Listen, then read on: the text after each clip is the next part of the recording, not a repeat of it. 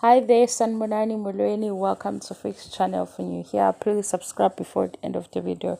If returning, thank you for love and support. I appreciate you. Maskani news, maskani updates. Fake news. Kunabanye asebekhuluma indaba eziyiphutha. Abaspread fake news on social media. Kule post lo oshare post ithi ucela ukuthi ama sponsors withdraw kulento ye song of the year because kune picture or a poster live ezakhona ukuthi unumber 1 unumber 2 nonumber 3 ubani mase kuvelwa ke nemoto. Yabo le post le iwufakazi ukuthi ezinye izinto asizinaki khona into kufanele ukuthi siyifunde. Lana ke kuma abbreviations enziwe iphutha libe lapho.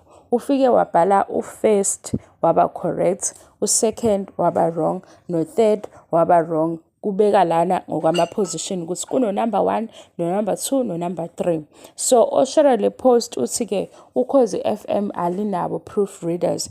Yabona ukuthi indlela yokuthi kune internet eyenza into ibe lula. Nale post lena mangiyibuka oyibhalile ngathi unoku-undermine Ukhozi FM.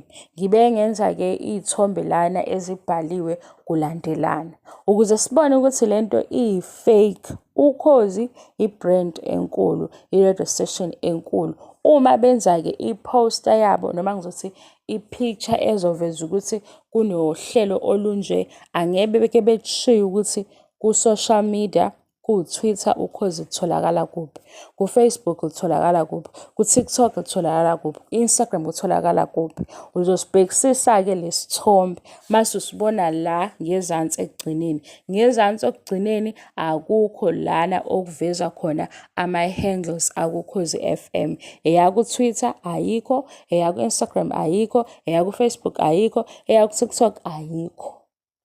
Angazi noma kukhona abala nenjabulo njengoba abala nenjabulo kukhona abajabulela isong of the year bafuna izinto eziyamaphutha. Kodwa ke why ngiyibala lento kuningi abantu bescam ku social media. Into eyenza ukuthi abantu beze bescam ku social media ukunganakisisi. Mawubuka leya post njengoba sengikutshelile la ezansi ayikho indawo econfirm ukuthi lento ibhalwe Ukhozi FM. Naphezulu bazoyenza lapha phezulu bethi Facebook kuyavela ukuthi Ukhozi FM sibathola kuphi, Instagram sibathola kuphi, ku Twitter sibathola kuphi, naku TikTok ama-social media handles abo abakhona. Ngaleso sizathu sekuthi le post ifana nokuthi kukhona ofike wayithathela wabeka u-SABC lapha, wabeka Ukhozi FM, wabeka imoto, wasebhala ukuthini sengikhohliwe. Kodwa into evelayo yiphutha or yi-mistake ayenzile mayibhala nge-English. Ohlukanise khona ukuhlukanisa ukuthi u-first mase umnqamulela umbhala kanjani, u-second mawumnqamulela umbhala kanjani, u-third umbhala kanjani. Lona ke ubonele part egqamile yokuthi kubhedwe ukubhala kwama-positions lapha ezansi la sithola khona ukuthi akusiyo i-post yakukhozi FM. Why ngizoyigcizelela le ukunakisisa izinto kubalekile. Baningi abantu abeke bekhala ukuthi siskemiwe kwi-online bekuwumuntu owubani wena usuke wabona. Ngenza isibonelo, usuke wabona isithombe satshatha kodwa wangafuni ukuconfirm ukuthi lento ibhalwe utshatha wakukhozi FM. Usufuna full details ale nto ebhaliwe ngoba kukhona abathatha izithombe zabanye social media athi ngicela ungenelele naye investment uzofaka imali engaka, asebenzise izithombe zikasaziwayo oneyimoto eziningi ukuze uheheke. Kanti mawuyifunda into uyihlolisisa uphinde futhi ulandele lo okukhulunywa ngaye kwi-page lakhe ngqo uzobona ukuthi akusile iqiniso.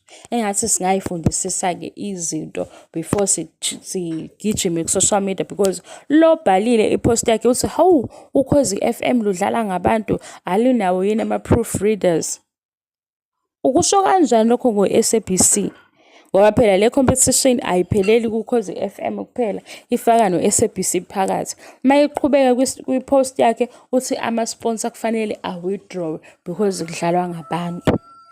Angizumenshina ukuthi i-post bekuyabani. Engizokuveza ukuthi ubona kanjani ukuthi lento iphuma kuKhozi FM.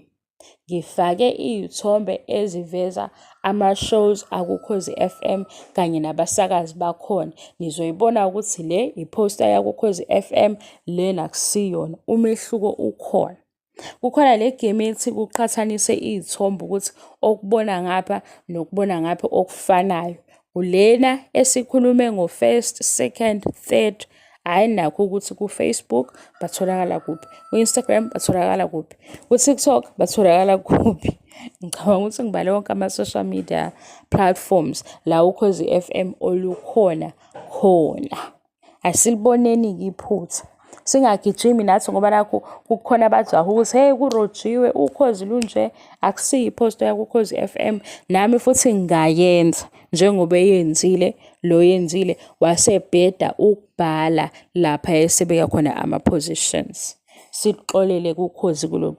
Nakhona futhi la angidifendi Ukhozi FM kodwa ngiveza into ekhona because akhona ama-poster akukhozi FM abhalwe aphelela.